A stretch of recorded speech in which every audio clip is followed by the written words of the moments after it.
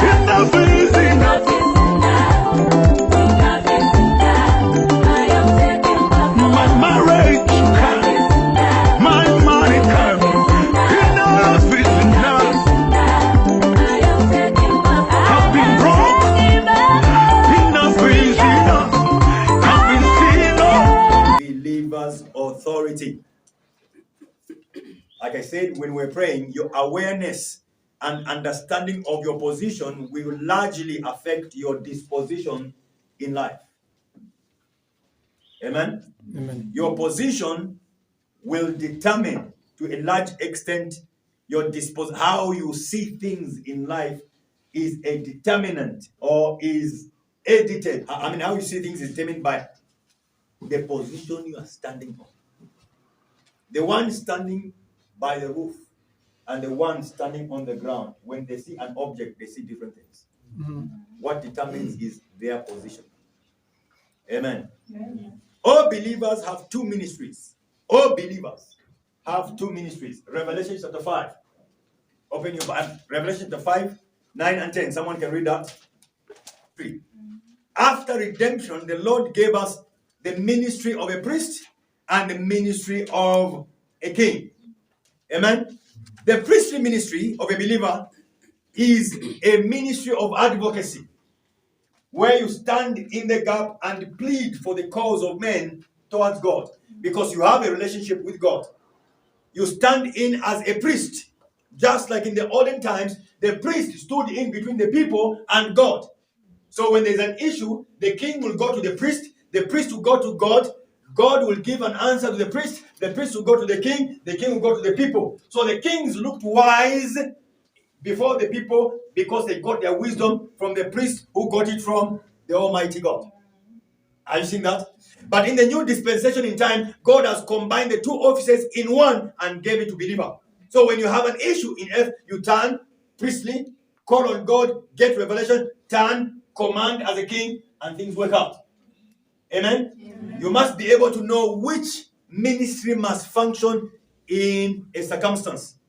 Hallelujah. Amen. Praise the living God. Amen. Both ministries function on earth or in the earth realm, but their basis of authority and foundation is in the heavenly realm. Amen? Amen. You remember when Jesus died, one of the significant things that happened was that the veil was torn in the temple. Amen? Amen. So there's no longer physical temple because the priest must have a temple where to operate in. Okay? But our temple is a heavenly temple where we get into the supernatural unseen temple to go and plead causes of men before God. Mm-hmm. It's by faith. That tearing of the cloth proved there is no more meaning on this tabernacle on earth. We now enter into a faith tabernacle in the spirit realm where we become priests. That's why I can be able to pray for you without praying for yourself, and you get deliverance because of me as a priest.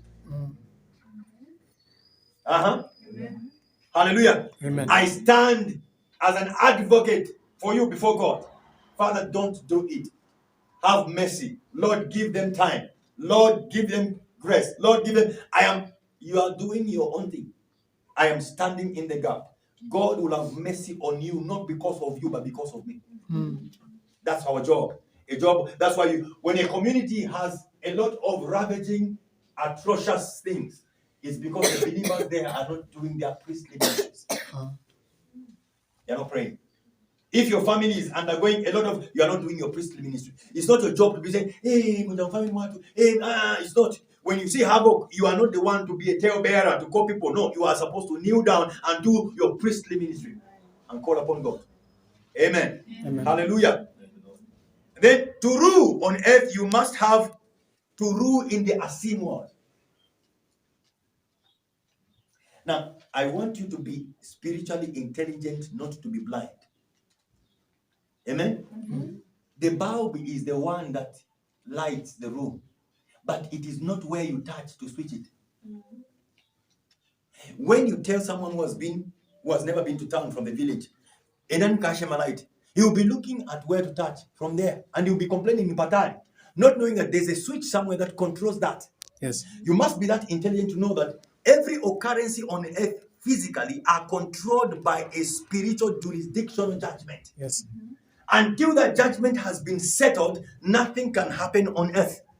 So when something bad has happened, it means in the spiritual realm, bad entities or elements of evil have connived and fulfilled the need for the thing to happen.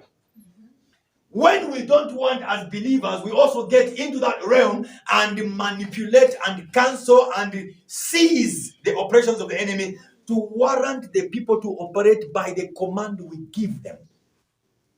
Are you catching? As kings.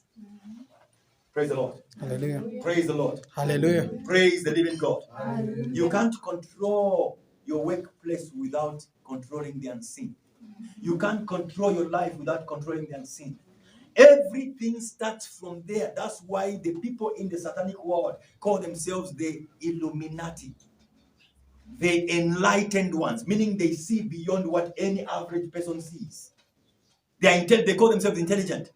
They know what to do by demonic instructions. They can make money because they see and manipulate spiritual laws that eventually on earth money comes. One produces a piece of music and manipulates demonic power in the spiritual realm, which influences the people. It goes for a show. Stadium is packed in and outside, and they are charging, say, 50,000 kwacha. All the money is raked in for one song, and the person becomes a millionaire. Not because the song is good, the backing power. Mm-hmm.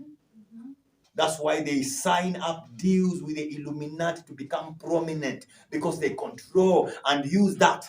They don't know when they join, but later on they know that, it is something beyond what we thought. If the demonic power, which is an inferior power, can be able to use spiritual power to manipulate physical realm and win, how much more you and me who are believers? That's why the church must be taught. The church must be taught. The church must be taught to know. After redemption, we have been given this priestly ministry, we have been given this kingly ministry, and learn to operate, to know how to rule in these offices for them to be triumphant. Hallelujah. Amen. Praise the living God. But today I want to focus on the kingly ministry. Amen. Hallelujah. It's a heavenly one, like I already said. And our throne is already established in heaven. It will not be established. It is already established. We are seated together in heavenly places far above all principalities and powers. We are seated together. Kings sit. Kings sit and make decrees. There is no king that stands and make a decree. They sit down and make decrees. Hallelujah. Hallelujah.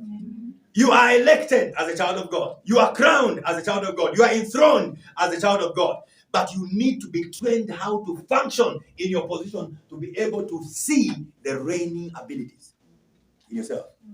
Romans chapter 5 verse 17, we are told, they that will have received the abundance of grace shall reign in life by one, Christ Jesus. Okay? So when you are reigning, you are on top. Now, if you are reigning, you don't reign today and be down tomorrow, reign the other day and be down. You reign systematically and consistently. Huh? Hallelujah. But it takes knowledge to operate your kingly ministry to reign. It takes knowledge.